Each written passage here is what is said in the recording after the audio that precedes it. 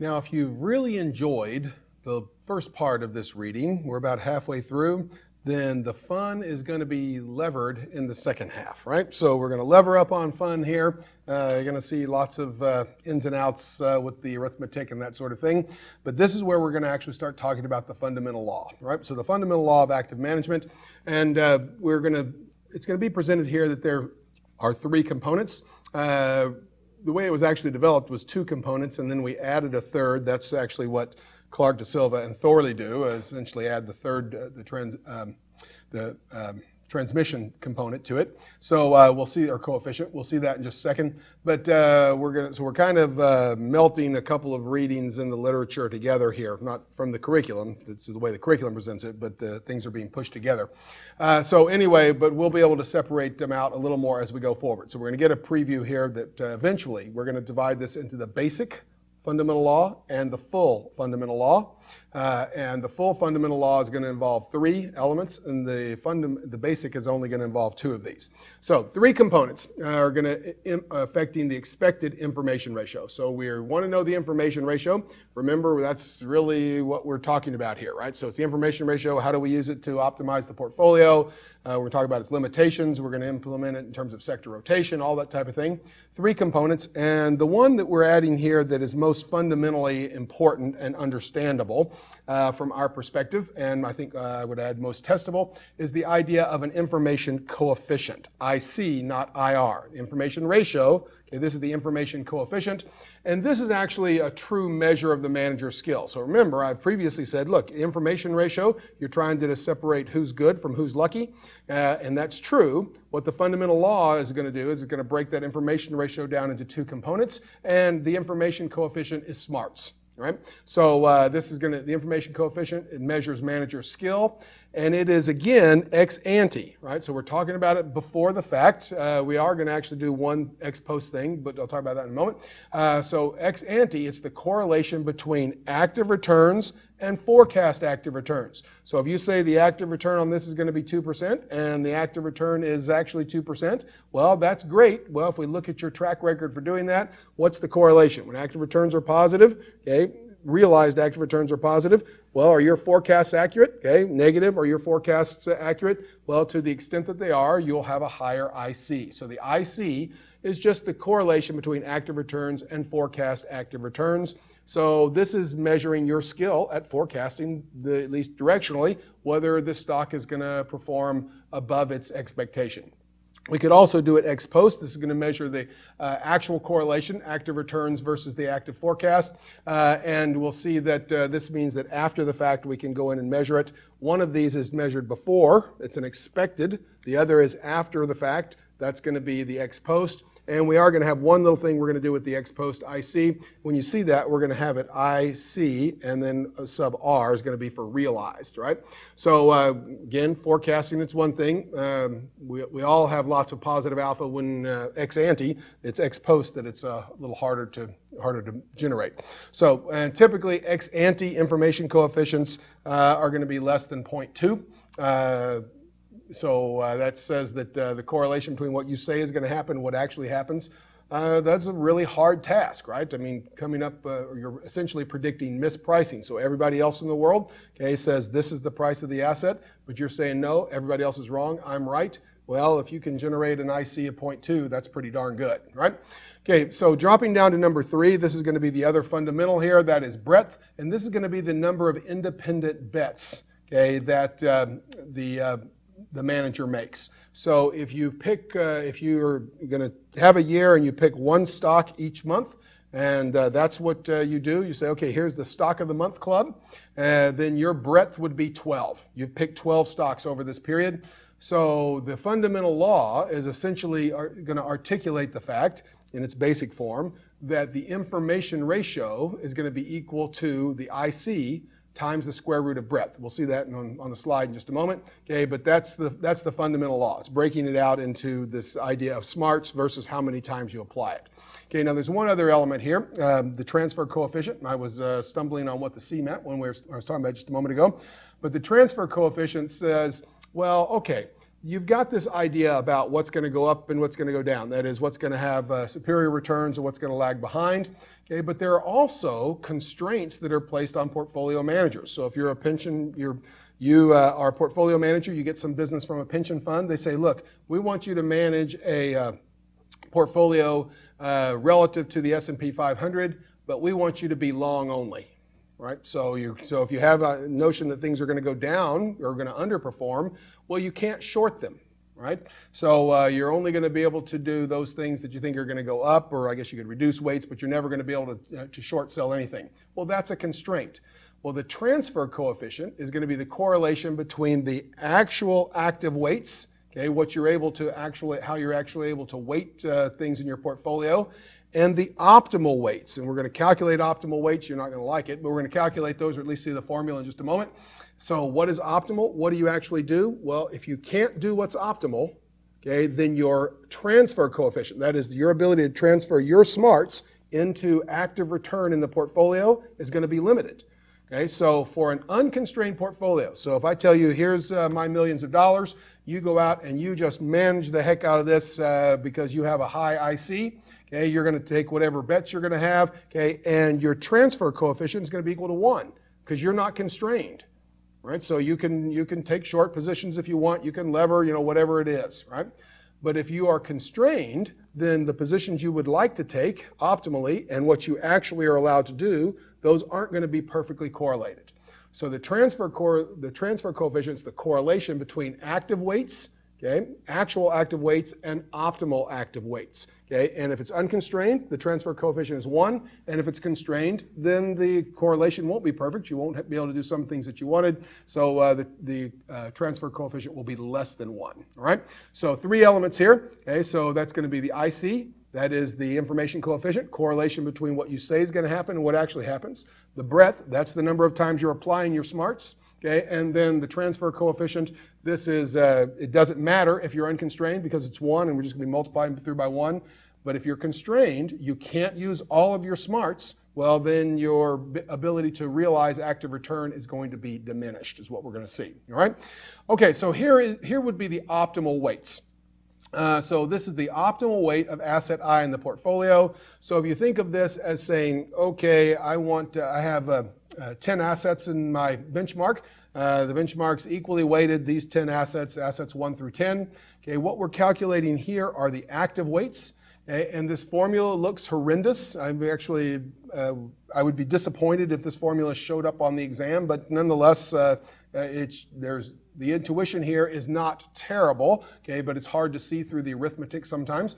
So what we're saying, though, is that this is the forecast active return on the asset.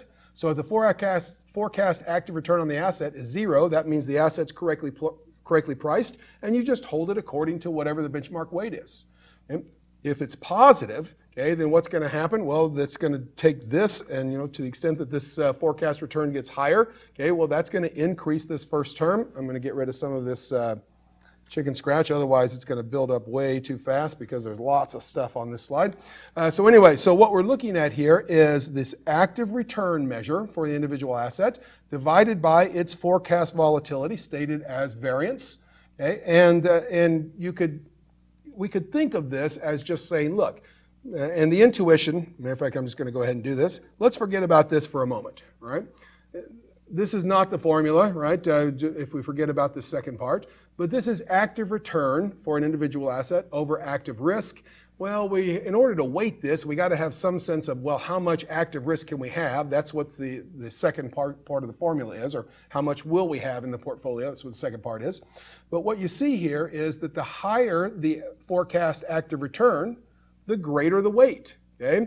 And the higher the forecast volatility of active return, okay, the lower the weight, right? So you think, look, if you've got a really big return, so the active return here is going to be 10%. Wow, that's big. So we would really like to have a lot of weight on that, until you look at the variance and you see that the variance is 10,000, right? So, well, because this is a really hard security to predict. So the point estimate in the top, the volatility in the bottom, well, the higher the volatility, the lower the weight, the higher the forecast return, the greater the weight, right? And all this second term is doing, and I don't, like I said, I hope it's not something that's going to be a big player just because it's, for almost anybody, it's a test of your ability to memorize. Okay, but this is just saying, look, we have to bounce this off the fact that we have a risk budget.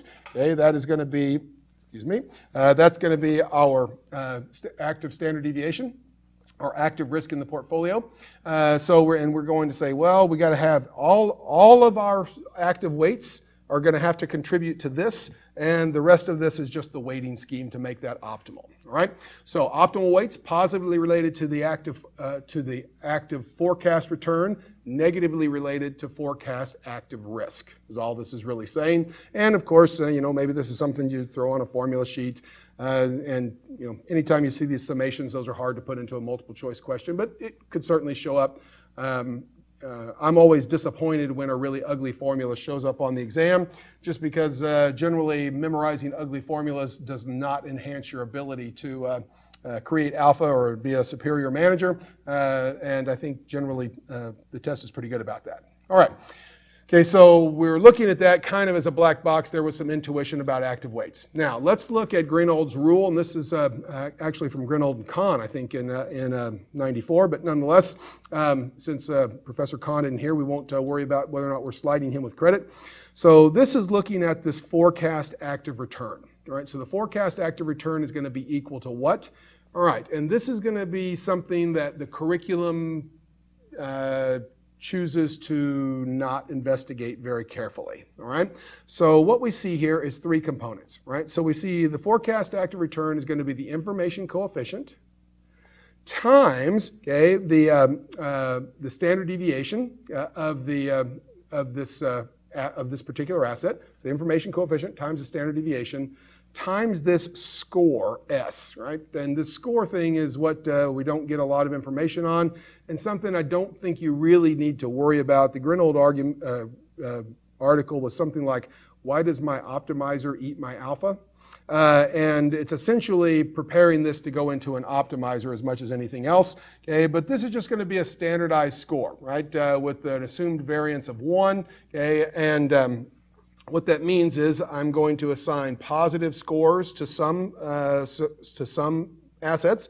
Others will have negative scores. So in the way that's going to work out is that those with positive scores are going to be overweighted. Those with negative scores are going to be underweighted. And that's where the score thing comes from. It's essentially, again, prepping it to put into an optimizer because that's used to calculate the weights. I'm not sure I would spend a whole lot of time worrying about this, although we'll work through a little example where they use scores in just a moment, and you can see how it could show up on the exam. So this is something else. I would probably put this on my formula sheet. We've seen a number of things, a number of formulas so far that we'd want on there. Probably so, and they would just tell you the scores probably will be +1 and -1 if they wanted to keep things simple. So anyway, so the expected, the forecast active return, information coefficient, times the volatility of the asset, times the score. Okay, so, and this is the statement of the fundamental law. And you can see that it looks like it's going to be just terrible. So expected active portfolio return, well, the active return is going to be the active weights times the forecast returns on those particular securities. Remember, if we have 100 securities in the portfolio, okay, 98 of them could have 0 active weights. Right? So then we have 98 securities. We weight them exactly like the index. Then we have one that we overweight and one that we underweight. Right? So anyway, this is just the active weight times the return on those securities. All the others would fall out of the calculation because they'd be equal to 0. So this is just, and we've seen this before. Okay, this goes back very early in the reading. Okay, the basic fundamental law. So basic versus full. So basic says that the expected return, expected active return, is going to be equal to the information coefficient times the square root of breadth times the volatility of active return. Okay? I think this is actually the fundamental law. Okay? It feeds into a number of things, and that says that the information ratio, in its basic sense here, is a function, or is not a function of, is equal to the information coefficient, your smarts, times the square root of the number of times that you play the game. So just like we know volatility increases at the square root of time, well, the information ratio increases at the square root of breadth. So if you can apply your information, whatever your positive information coefficient is, well, if you can do one bet a week, then you're going to get square root of 50. It's going to drive up your information ratio. If you can do one a day, then you're going to get, however many trading days there are in the year, square root of that. So you can drive up your information ratio if you can maintain your information coefficient and use it more often. So the more often you can apply your smarts, okay, provided you really are smart, that is your information coefficient is greater than 0, the higher is going to be your information ratio, right? So, and remember, we've seen this idea that the expected active return is equal to the information ratio times the square root of active return, or the standard deviation of active return. So we've seen that previously, right? All we're doing now is saying that this information ratio is going to be the information coefficient times the square root of breadth, right? So capital R here. So anyway, so we've already seen this. Okay, that's where that comes from. So the only thing that's really new on this slide, or at least on the top half of it, is this calculation of the information ratio as the information coefficient times the square root of breadth. And I'm going to erase some of this so that it doesn't clog up our thinking going down the rest of the slide, because I think that this is going to be important. So now, so this was the basic fundamental law. And the basic fundamental law assumes we have unconstrained portfolios. That is, the transfer coefficient is equal to 1, right? So we're just using optimal weights. So all this assumes we have this optimally weighted portfolio, going back to stuff we were talking about when we said, oh, okay, what's the optimal amount of risk, all that sort of stuff, right? Okay, so now what happens if we say, let's generalize? Right? Instead of assuming that we have unconstrained managers, what if we have constrained managers? Right?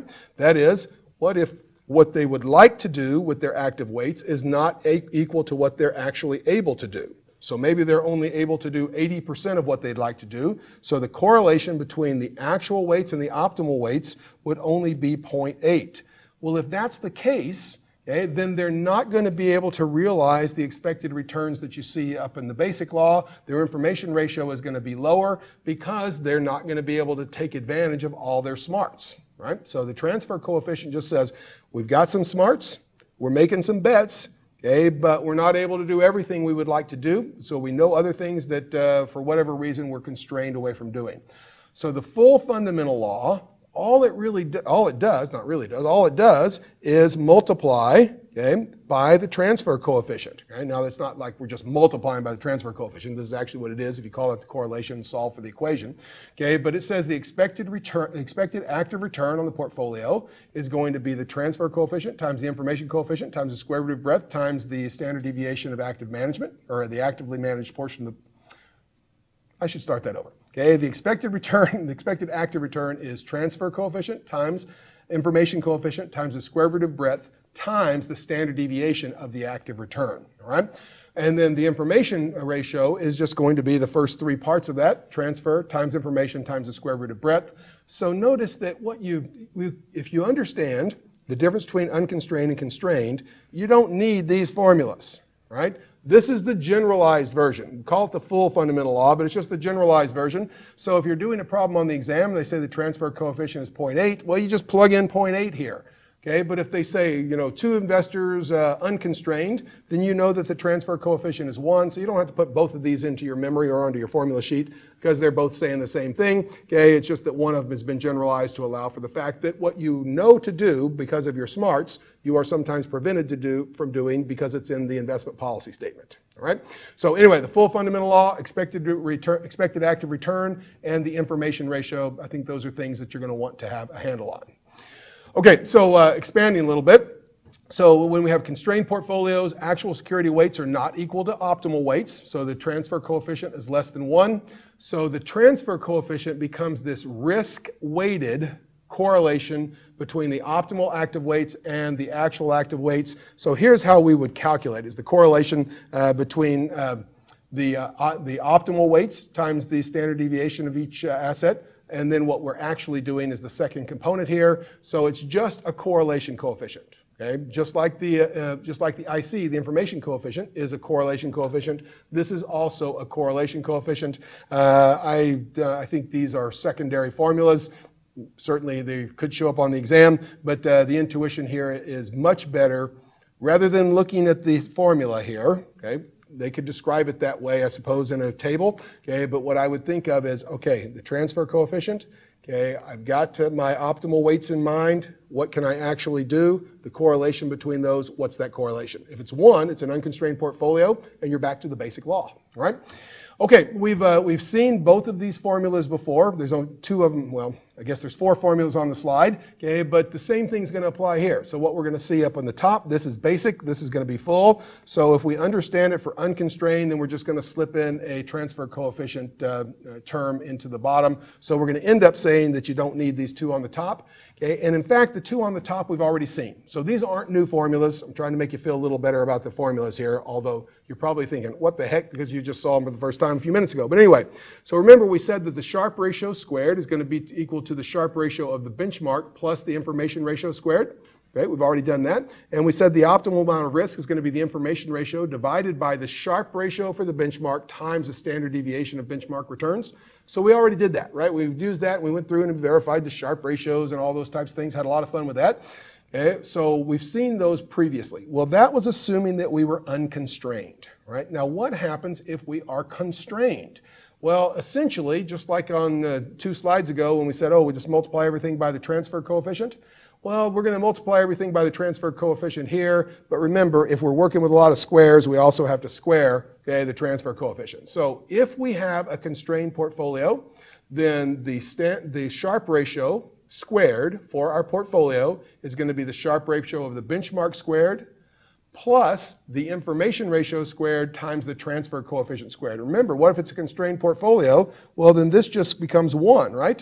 Okay, so that falls out, and so I'm going to get rid of that so we don't have too much stuff on the slide. But anyway, so the point here is we've seen those before, exactly like you see them here, no difference. So we had 2 formulas long white time ago now, 45 minutes ago or something like that. We've seen these 2 formulas, we've used them, we know what they are. Okay, we see them here again. Well, we don't need to have them twice. Actually, we don't need them from the previous time either because this is the generalized version. Okay, remember, if they are talking about an unconstrained investor, this transfer coefficient becomes 1. 1 squared is still 1. Multiplying by 1 doesn't change anything. So we can calculate the Sharpe ratio for the portfolio, or the Sharpe ratio squared for the portfolio, and then take the square roots. And we can calculate the optimal, we can calculate the amount of risk. It's no longer the optimal risk, right? There, you don't see any asterisk in there because the optimal risk would be calculated if we were unconstrained, but that's the amount of risk that we can take given our constraints. Okay, so given our constraints, that will be the optimal amount of risk in the second formula there. So just transfer coefficient times what we've seen before as the formula for the optimal amount of risk.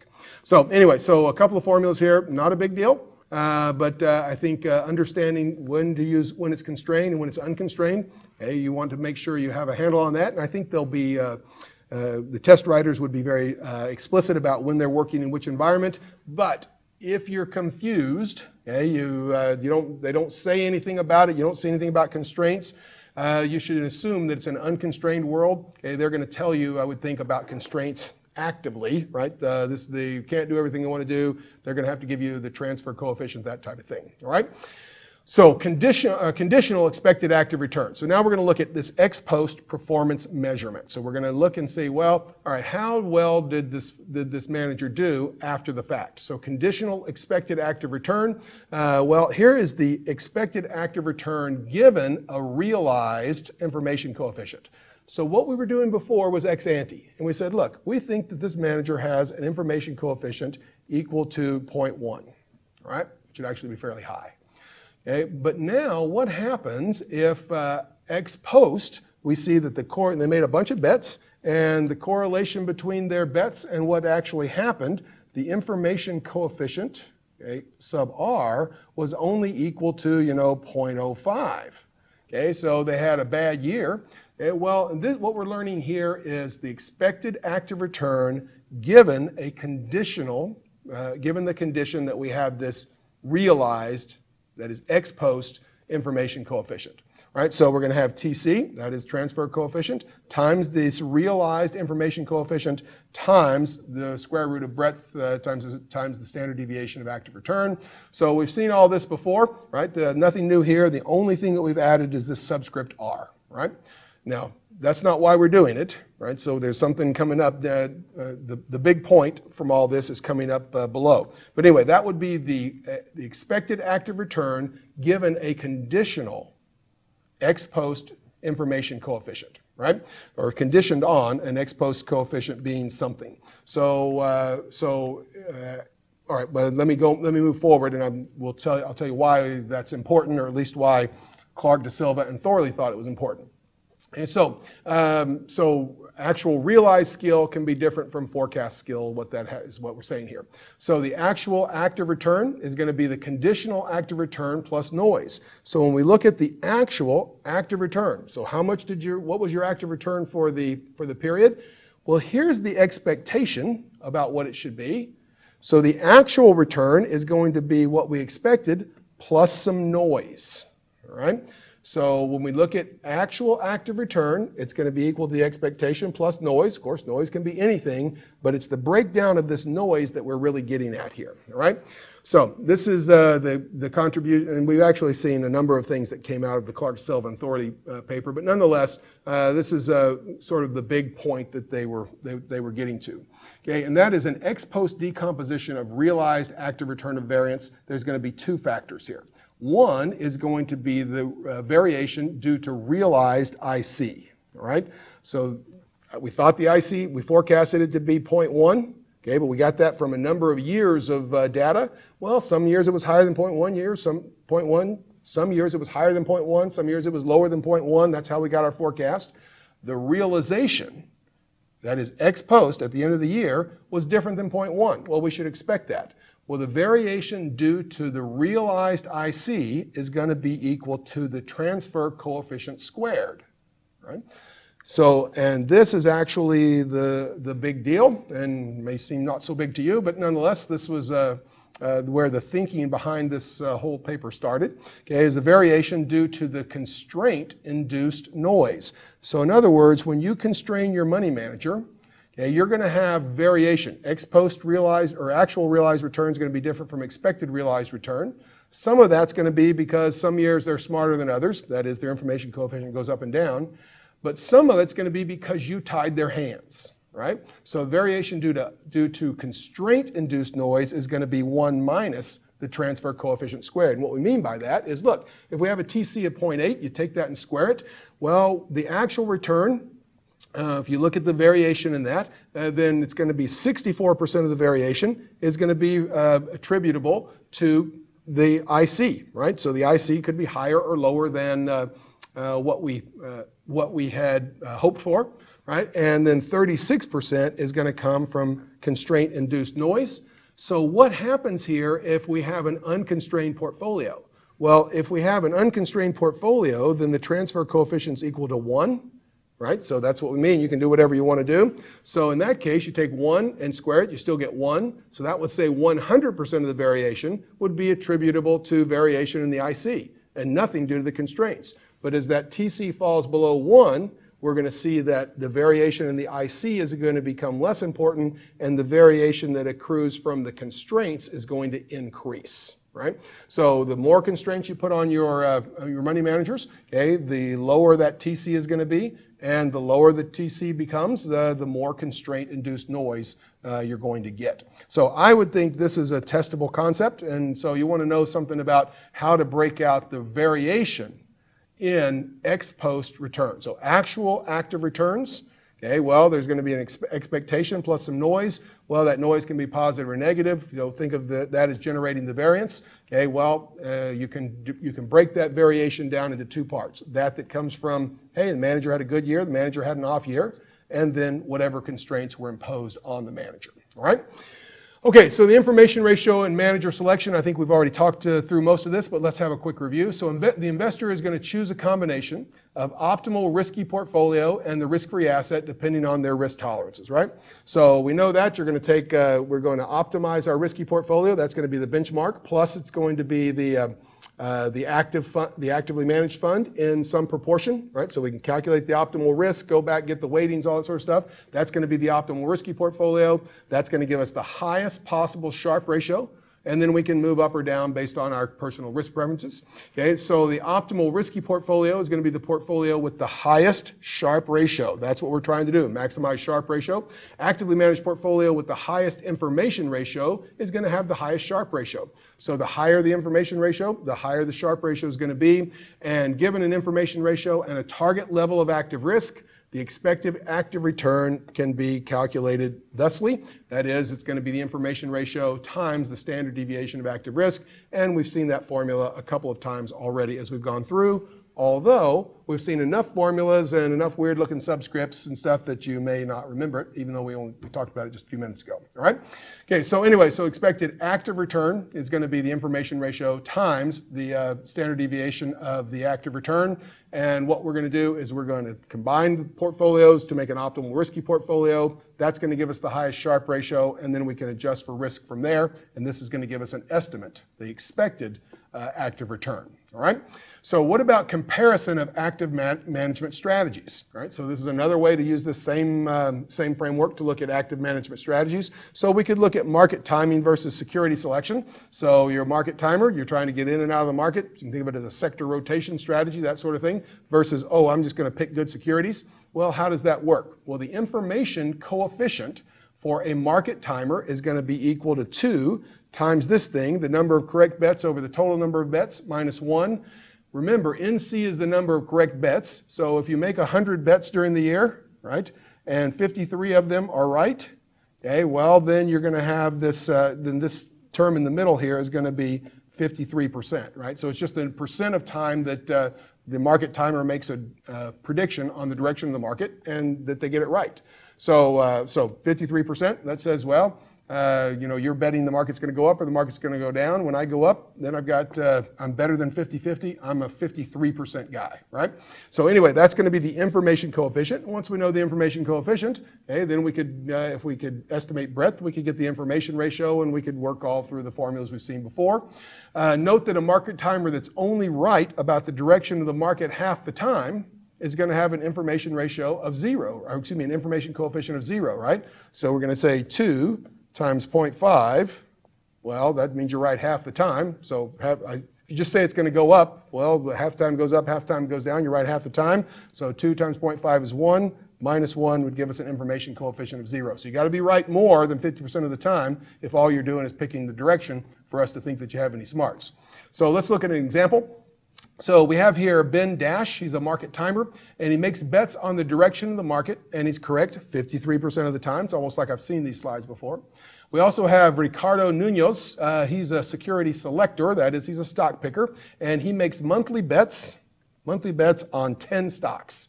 Okay, so every month he picks 10 stocks, so that means he's going to make how many bets per year? Well, 120, right? And the information his information coefficient, remember you got to distinguish between ratios and coefficients here, is 0.04.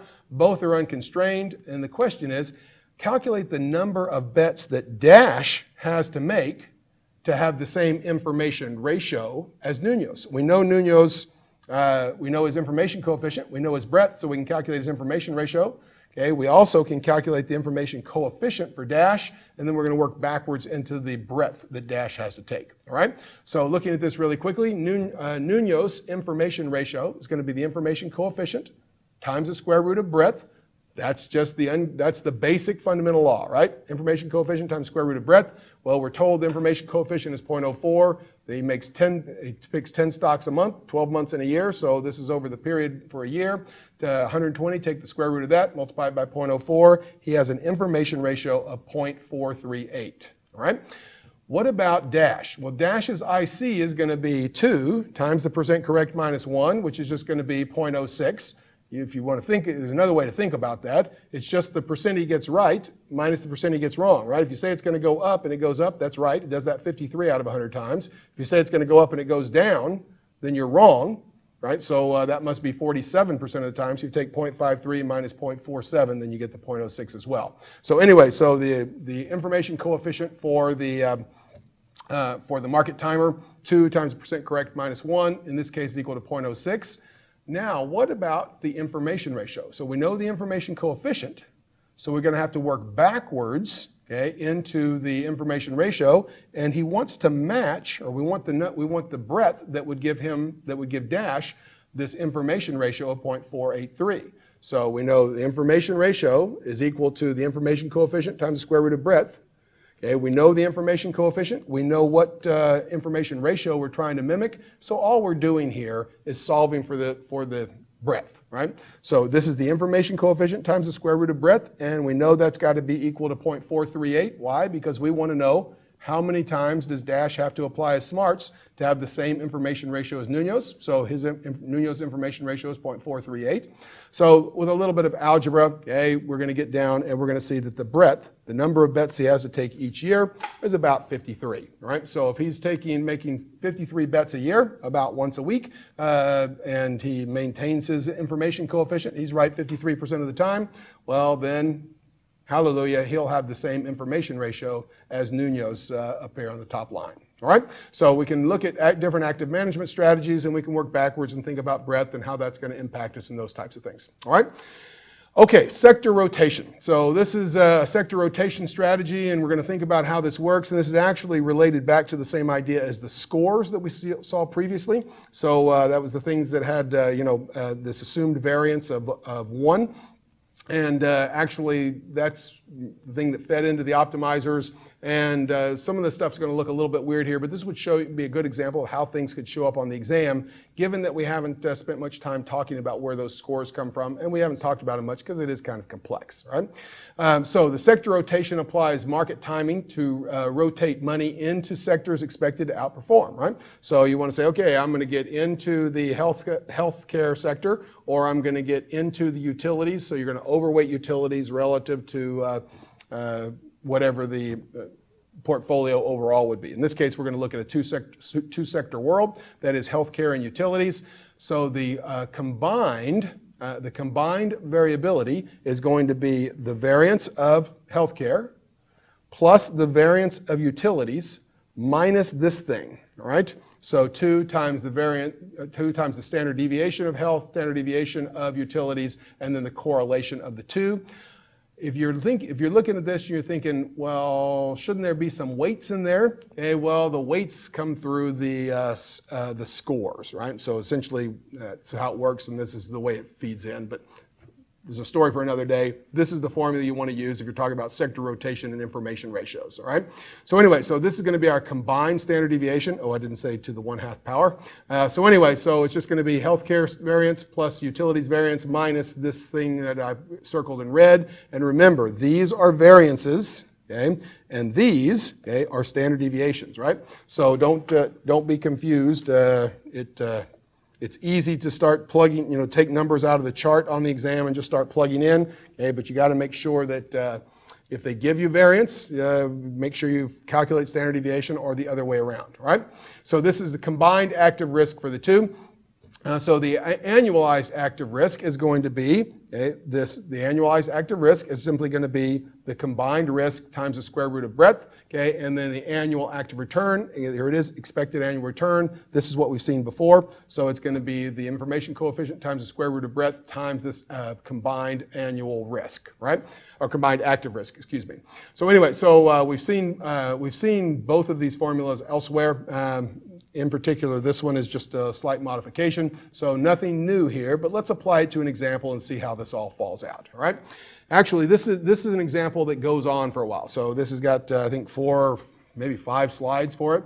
And if you follow what's going on here, I think you are in good shape in terms of Grinold's basic law, where he had the S thing, that is the estimating the expected active return on an individual asset, and as well as being able to apply this idea of scores and that sort of thing that, in my opinion, were poorly investigated overall. So you kind of have to take those as given. Anyway, Jeanette Gray makes monthly bets between the information technology and energy sectors. So she's making monthly bets. She gives an overweighted sector score of +1, and underweighted sector a score of -1. So there are our scores. Okay, notice that they sum to 0. That has to be the case. This is what feeds into the optimizer. Okay, by implication, overweighting the IT sector implies underweighting the energy sector. You're only investing in 2 sectors, so if you're going to, however it is your benchmark is weighted, if you're going to overweight one, you got to underweight the other because there's only 2 of them. And vice versa, right? So historically, the return correlation between the sectors has been 0.4. Right, so there's a term we're going to need for the combined risk, right?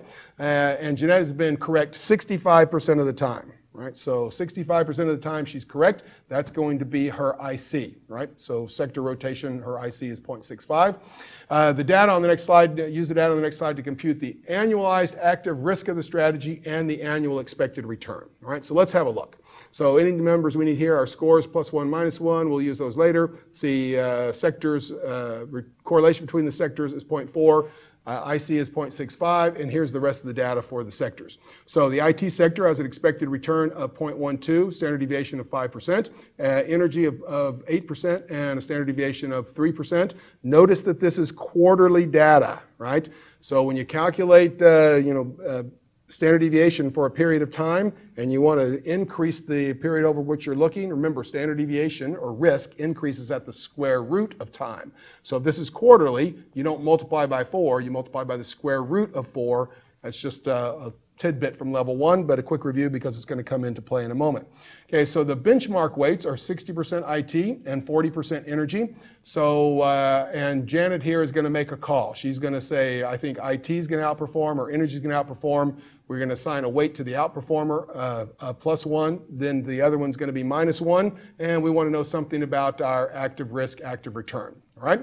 So let's make sure I didn't skip anything here. 5, 3. Okay. So volatility of differential returns. So this is the differential returns, okay, and really differential returns given our scores in the end. But nonetheless, it's going to be the variance of IT plus the variance of the energy sector plus 2 times the standard deviation of IT, standard deviation of energy times the correlation of the 2, which we were told it was 0.4. Get all that together, take it to the 1/2 power. Here's all the arithmetic, and it comes out to be 4.96% per quarter. So the combined, the volatility or differential of the differential returns, okay, that's the active risk essentially, is going to be 4.69% per quarter. So the annualized active risk, we're going to take the quarterly volatility, that's standard deviation, and it increases at the square root of time. There's 4 quarters in a year. So annualized, we're going to get 9.38%, okay, as the annualized active risk. Okay, so the annualized active risk of this strategy, given what we've seen here, is going to be 9.38%. And so what about the information coefficient? Well, we know that's going to be that she's right 65% of the time, so she has an information coefficient of 0.3. I think I said that her information coefficient was 0.65. That's the percent of her bets that are right. So her information coefficient is 0.3. It's 0.65 minus 0.45, right? So anyway, so we take 2 times the percent of the bet she gets right minus 1, so 0.3. That's her information coefficient. Okay, but what is the active return per quarter? Okay, well, the active return per quarter, as denoted in Grinold's rule, this is the place we first saw the score, is going to be the information coefficient times the standard deviation of these active returns times the score. So that's going to be 30%. So that's the information coefficient times this volatility, right, which remember that's the quarterly volatility because that's the frequency on which we are playing here, times the score of 1. So the active return here on this strategy is going to be 1.407%. We could have done this a different way. We could have taken the percent of bets that she gets right, okay, times the standard deviation and the percent of bets then that she gets wrong. Okay, I think I said 0.45 again. It should be 0.65 minus 0.35 times minus 4.69%, okay, which is our volatility. So correlation or number of bets we're making times volatility, and that gives us an active quarterly return of 1.407%. So both of these, same thing, right? So you can get them either way. The way that would be most obvious in the curriculum would be to use the score because that's the only place that Grinold comes into play in any significant, not Grinold. Grinold has lots of stuff in here, but the idea of the score comes in for our calculations. Okay, so that is the active return. Okay, we can calculate it one of two ways there.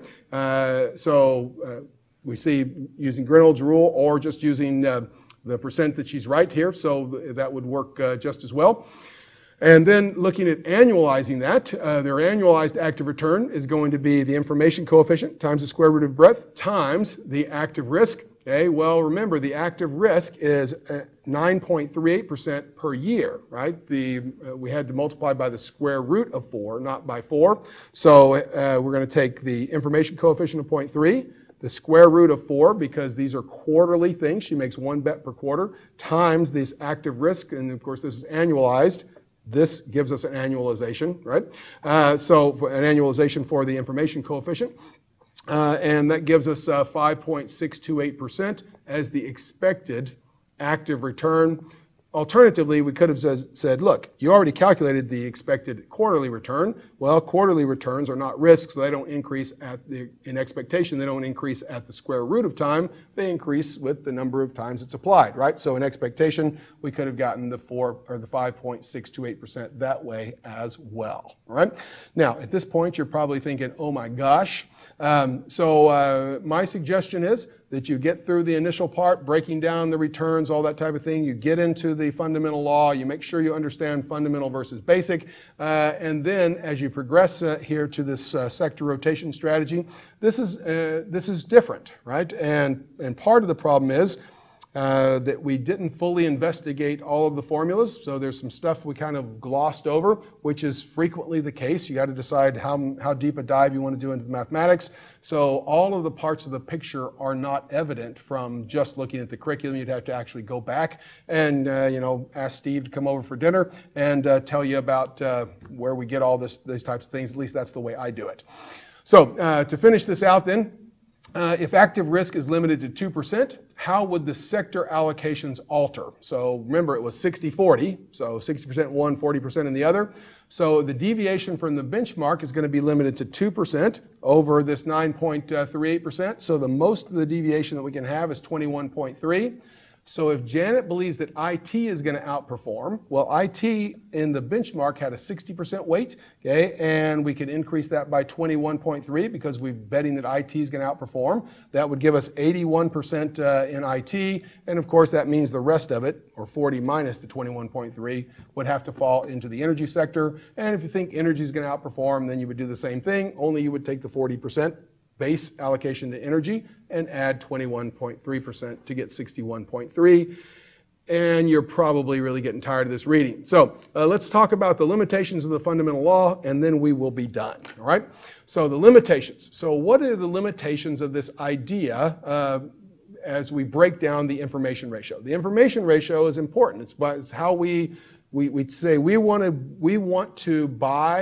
invest with the manager who has the highest IR. Right? If you're the manager with the high IR, you're getting, you got a private jet and a big house in the Hamptons and, an apartment in the city and all that sort of stuff. So generating high IR, this is a big deal.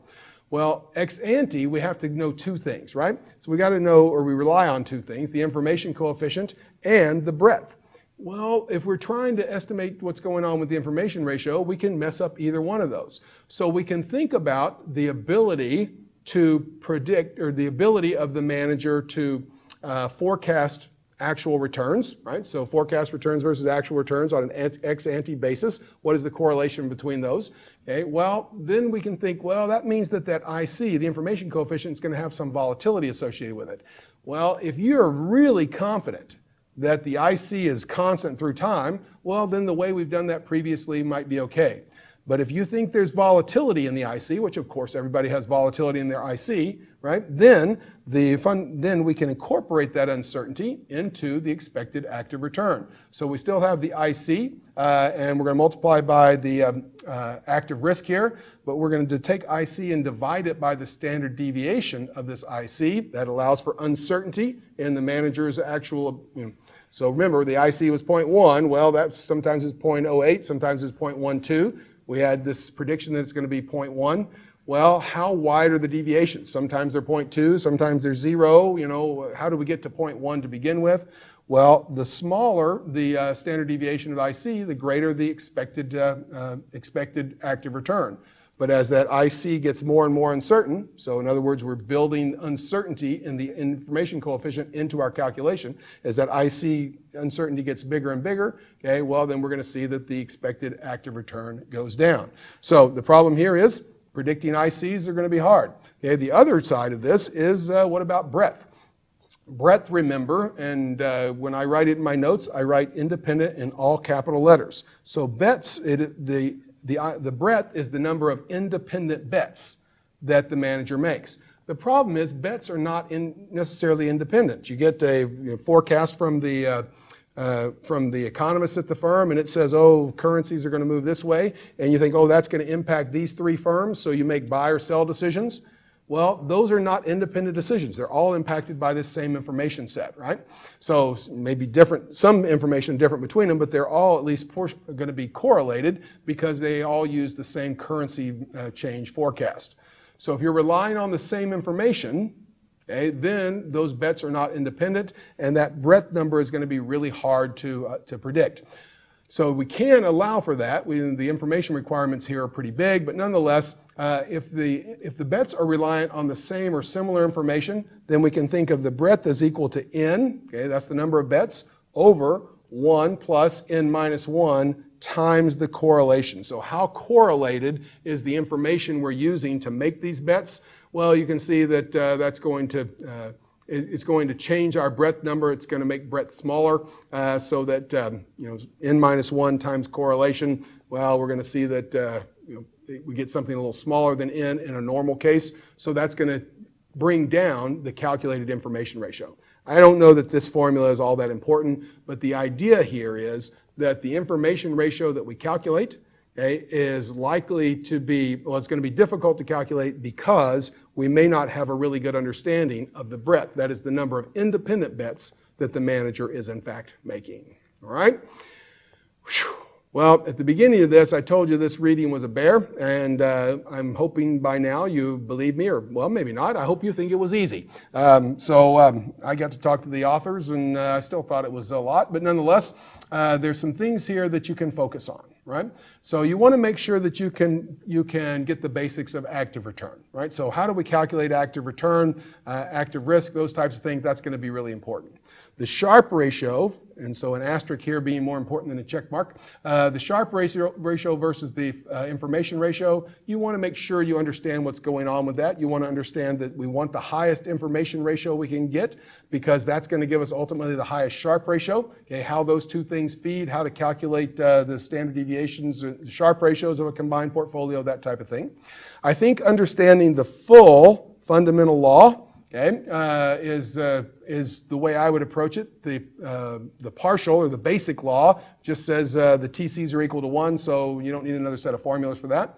Security selection versus market timing. I think this is easier and actually more intuitive. Okay, the sector rotation strategies, they're approached from a different way. Still something that can show up on the exam. You may want to spend a little bit of time with it. And then, of course, it always makes a great question to talk about the limitations of this framework in the sense of, what about our ability to predict the IC? Well, if there's variability in IC, that's certainly going to impact our expected active risk, our expected active return. What about the breadth problem?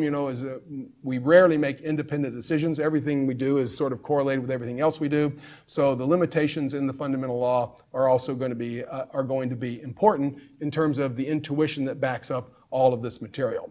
So it'll take a little doing. Okay, remember a lot of the formulas show up in different applications, so there's not quite as many formulas as you think the first time you go through it. You can condense it down into, I don't know, 8 or 10 formulas, but you probably will need to know those, and like I said earlier, this is infinitely testable, so this is material that I think is really worth spending some time on.